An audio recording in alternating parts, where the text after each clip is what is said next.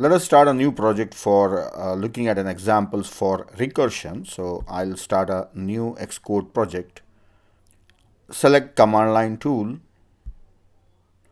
Then here mention the project. So I'll give the name as tail head. So the project name is tail and head. The language I have selected, that is C language. And create. A project is created. This is the main function. Now here I can add my code. So I will write on the functions that we have already discussed. That is fun function for just displaying numbers. Void function fun, which takes parameter n. If n is greater than 0, printf %d, I'll give some space, then n. Then function call itself for the value n minus 1. Now this function, I will call it from inside main function. I'll take a variable integer x with value 3. Then let us call the function fun for value of x.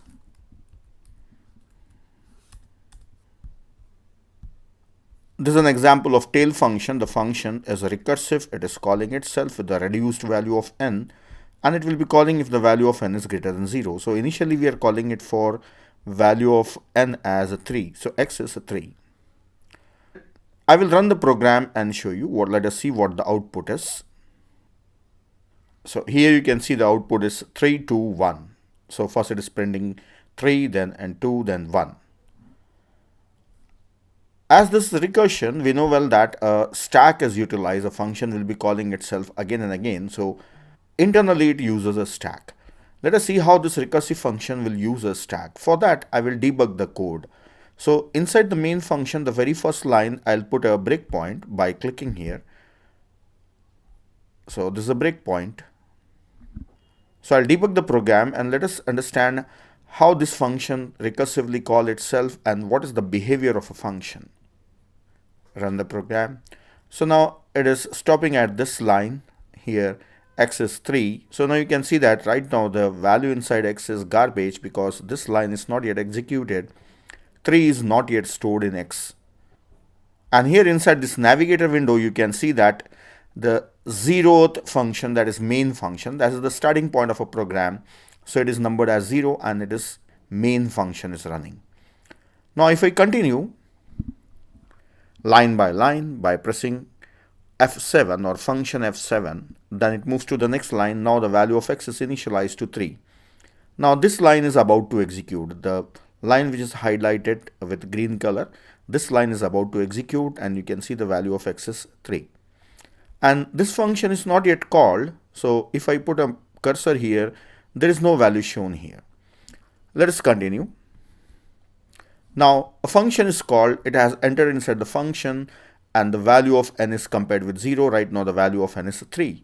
And here in the debug navigator, you can see that main has become 1 and this fun is 0.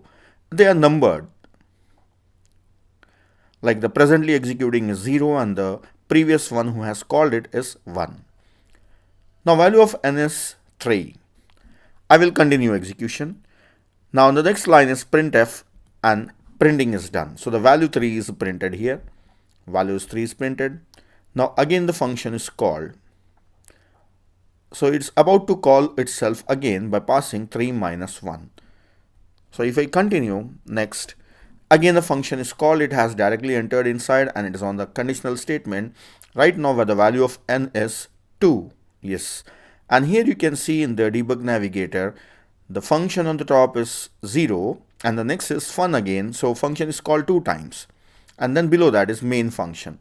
Main has called this fun, then fun has called again itself. So 2 times, this is the second call.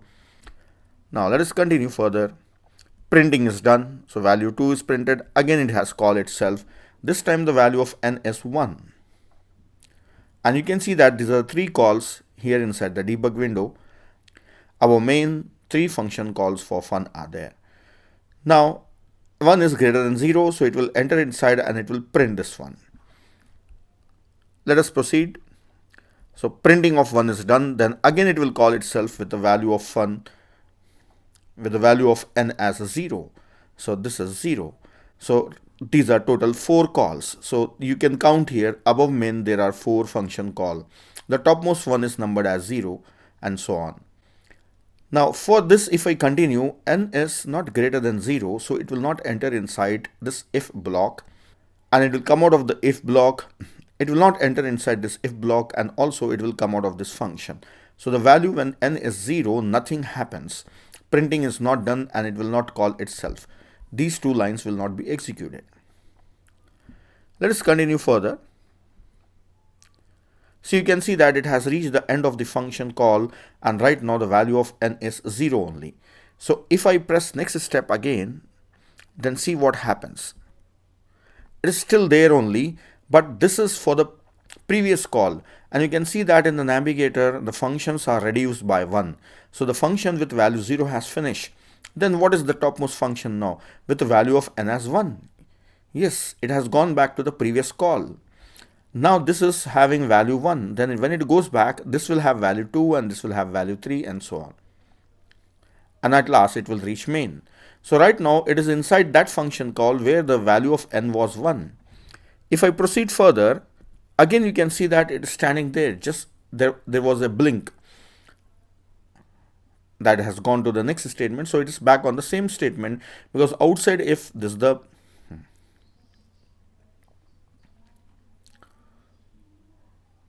after if it has reached here, so the value of n is 2, and you can see that the number of calls are reduced. Right now it is with value 2. Then below this one, there is one more function call with value 3. So if I continue further, it will go back to this function and this function call will terminate. Let me go to next. Now I'll go to the next step.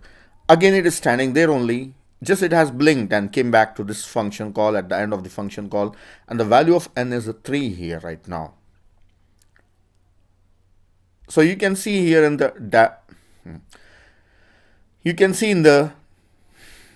debugger navigation that above main there is only one function call. Currently we are in that function call where the value of n is 3. Actually this was the first call. So this is how the function is returning one by one. It has called itself again and again. Now it is returning one by one.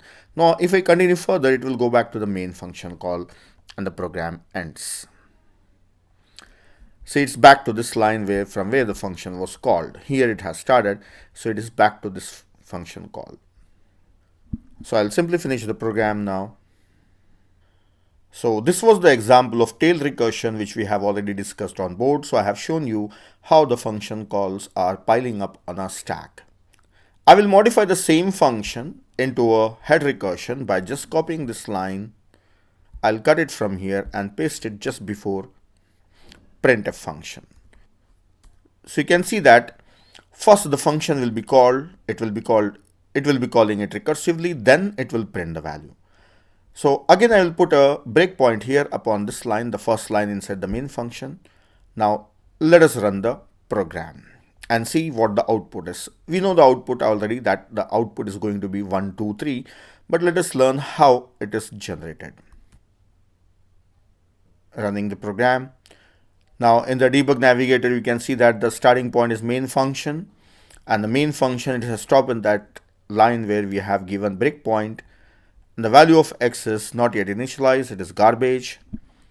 If we continue further, the first line is executed and the value of x has become 3. Now it is about to call a function. And in the navigation you can check that there is only just one main function, that's all. If I continue further, then this is the first function call. This is the first function call you can see, and the value of n is 3. Then 3 is greater than 0, it will enter inside and it will make a call again without printing. Yeah, it has came to the line where there is a function call. Now back. Now again a function call. This time there are two function calls, and right now the value of n is 2. I'll continue. Again on the function call, recursive call. So it has called again itself with the new value, that is 1. Then 1 is greater than 0, it will enter inside and again it will call itself for 0. Yes, again a new call. So value is 0. You can see that this printf is never executed. So total how many calls? We have passed 3. So for calls are for 3, 2, 1 and 0. 4 calls are there. So inside the debug navigator, you can check that above main function, there are 4 function calls. Right now it is in this function call. And right now the value of n is 0, so it will not enter inside if block and it will terminate. So this function will terminate and it will go back to the previous call. See, this is the last line. Now if I press again, now if I press F7 again, it will go back to the previous call. Yeah, it is back on the previous call. It is on the same line from where it has called itself, and the value of n was 1. Yes, previous to 0, the function call was 1. Now, next line it will be printing 1. Printf, execute. Yes, it has printed 1 and it came out of if block. Now it's about to terminate. Function call with value n equal to 1 is about to terminate. If I continue, then it is back on the previous call. You can see that the call has reduced here. It is back on the call where it was n value was 2. So yes, here it is n is 2. So then it will print this 2 and go back. So you can see that printf is being executed at returning time. Calling time, there was nothing in this function. So I'll continue execution. Printf 2, then go back to previous call where the value of n was 3, then printf 3, go back to the previous call, and it has gone back to the main function, and that's all. Function ends. So that's all. We have seen how a recursive function works. We have seen the calling phase as well as returning phase.